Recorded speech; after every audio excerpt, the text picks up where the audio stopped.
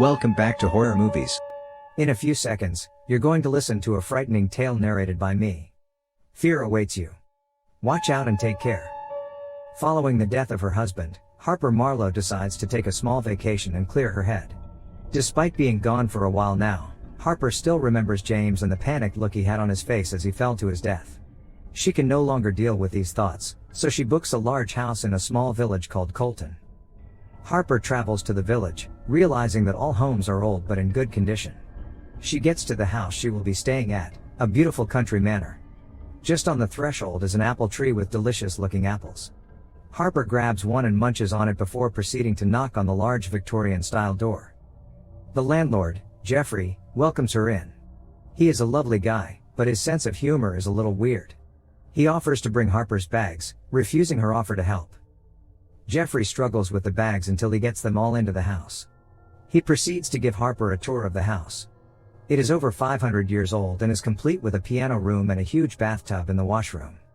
Jeffrey wonders if Harper will be in the house alone since she had booked the house under her married name.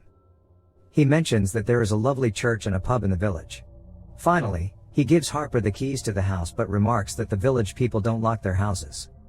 After the landlord leaves, Harper video calls her best friend Riley, and the two talk a little about the house. Riley advises her to enjoy her time and get used to the fact that James is no longer there. Harper goes to her room to unpack, but thoughts of what had happened plague her mind. She had decided to divorce James since she was tired of his emotional manipulation and abuse. James claims that Harper cannot divorce him since they had made vows and sworn to be with each other. James tells her that if she leaves him, he will take his life and it will be on her conscience. Harper is angered by the feeling that James is threatening her. She tells James that she is done taking his side and that the divorce is coming whether he likes it or not. She snaps out of it and she decides to take a walk and admire the beautiful countryside. The walk goes as she expects it to. She is entranced by the large green fields, the trees, and the cool weather. She takes refuge under a tree when it drizzles for a while. Harper resumes her walk, and this time, she ends up standing in front of a large disused railway tunnel. Harper makes a sound enjoying how far the echo goes. She walks into the tunnel and begins making harmonious sounds to create what seems like a music hymn. She uses different tones and pitches to make the music better. Her amazing experience is interrupted when she sees the silhouette of a man at the other end of the tunnel.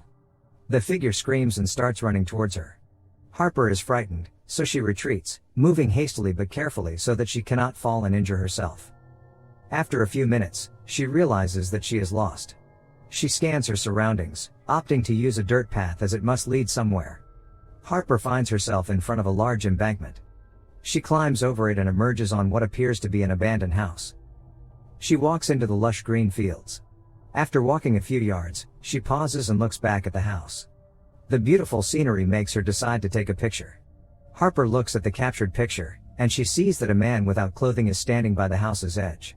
This is enough for her to leave the area. After another bath, Harper makes some tea and calls Riley. She decides to give her a tour of the place since Riley has been so adamant about it. While giving the tour, the man without clothing from earlier is seen prowling outside the house. Harper soon notices the man standing by the apple tree. The man then rushes to the house and tries to break in. She quickly calls the police, but the frightening experience makes her remember the time when James had hit her after finding a few texts on her phone. The police arrive and arrest the man. Harper reveals that the man had followed her from the woods. The officer mentions that the man is homeless, so he might have been staying at one of the shelters. She fills Riley in on what has happened. Riley is concerned, but Harper explains that she came to get her mind clear and she is not afraid of anything. She decides to check out the church. She is astonished at the font in front of the altar as the images of the Green Man and Sheila Na Gig are carved on. She looks at the font for a few minutes and sits hoping to reflect on her life. James had found her texting Riley. She was confessing that she does not feel safe around him anymore. James is hurt that Riley could feel unsafe around him. He asks her to unlock the phone but Harper refuses. James's anger makes him strike her. He tries to apologize for his action, but Harper kicks him out. She promises him that he will never see her again. Harper bursts out in tears after remembering this incident. She walks out of the church, where she meets a young boy in a mask. The boy asks her if she will play hide and seek with him. Harper politely declines. The vicar intervenes and then asks the boy to leave. The boy leaves but not before insulting Harper.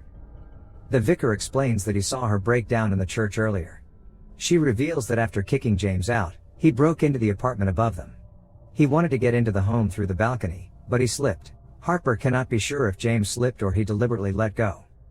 She explains that she was looking out of the window, so she saw him fall.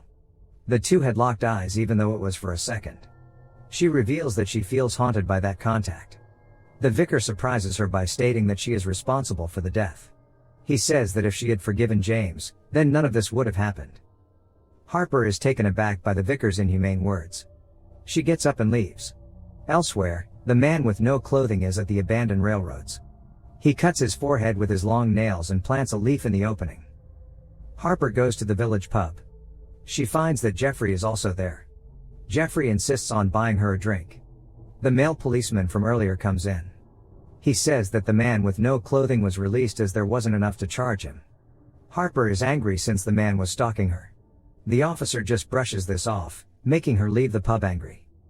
On her way to the manor, the man continues stalking her. He is following her home. Harper checks in with Riley. She vents about the uselessness of the police and how she feels unsafe knowing that her stalker is out there. She wants to pack up and leave. Riley reminds Harper that she had taken the vacation to feel safe and happy, so she cannot ruin this because of a homeless weirdo. Riley offers to come and stay with Harper so that she can feel peaceful and enjoy her 2-week vacation. Harper says her address to Riley, but the phone service is interrupted. She calls Riley again to convey the address, but the same happens. Riley tells Harper to just send her location as a text message. However, her heart drops when she gets a message from Riley insulting and threatening her. Just that minute, the lights outside begin to flicker. Harper looks on and sees the policeman from earlier standing there. She walks toward the officer asking him why he is there. The officer just stands there, all smug. The lights flicker and the officer disappears. Suddenly, the apple tree sheds its fruits and a person from the pub earlier charges at her. She runs into the house and locks it. Harper grabs a butter knife from the kitchen and lays waiting behind the counters. The window breaks suddenly, and a dining chair is knocked over. She moves into the other room just as the door begins rattling. Harper threatens to harm the intruder until Jeffrey enters. He had heard her screaming and came to her aid. In the kitchen, the two find that the window had been broken by a crow. Jeffrey euthanizes it. He also offers to check out the property, remembering how his father called him weak when he was just 7 years old. Jeffrey checks out the property but no one is around. The lights flicker again, and Jeffrey disappears. In his place stands the man with no clothes whose face has begun to morph into the Green Man. He blows dandelion ligules at her, causing her to fall into a trance. Harper gets into the house and locks it. The Green Man pushes his hand in and she reaches out and holds the man's hand. He presses on her heart, cutting at the skin with his long nails. Harper screams and uses the knife to stab the man's hand. The man pulls back his hand, making the knife slice through and separate his hand in two. After witnessing this gory sight, Harper's attention is drawn to the kitchen where the boy is standing. He has the same arm injury. Harper threatens to stab him, but the boy is not ready to back down. Eventually, she gives in and plays hide and seek with the boy. Soon, her horror returns as the door opens, and the vicar comes in. She runs to the bedroom but the vicar lets himself in. He says that he has fantasized about being with Harper ever since he saw her. He starts taking advantage of her, but Harper stabs him. She leaves the house and gets into her car ready to get rid of this madness. Unfortunately, she hits Jeffrey, who is standing in the middle of the road. Jeffrey gets up and walks towards the car. He grabs Harper by her hair, dragging her onto the road. His hand is injured like the Green Man's. He gets into the car and drives away, only to return minutes later and start chasing Harper. She dodges him, and he crashes onto the stone wall in front of the house. Harper watches as the Green Man emerges from the wreck and approaches her. His leg is broken, so he starts crawling. Suddenly, the man with no clothing writhes in pain as he violently gives birth to the young masked boy. The boy continues the crawl and then gives birth to the vicar, then Jeffrey. Harper walks into the house, where she retrieves a weapon by the fireplace. She walks into the bedroom where the Green Man's final form is James. He has the same injuries he did when Harper found his body impaled outside their apartment. She sits next to him and asks what he wants. James says he wants Harper's love. In the morning, Riley reaches the manor to find the battered car and the bloody mess. Harper is seated in the garden alive. She smiles happily when she sees the pregnant Riley. Make sure to subscribe and turn on notifications for more videos like this. Thanks for watching.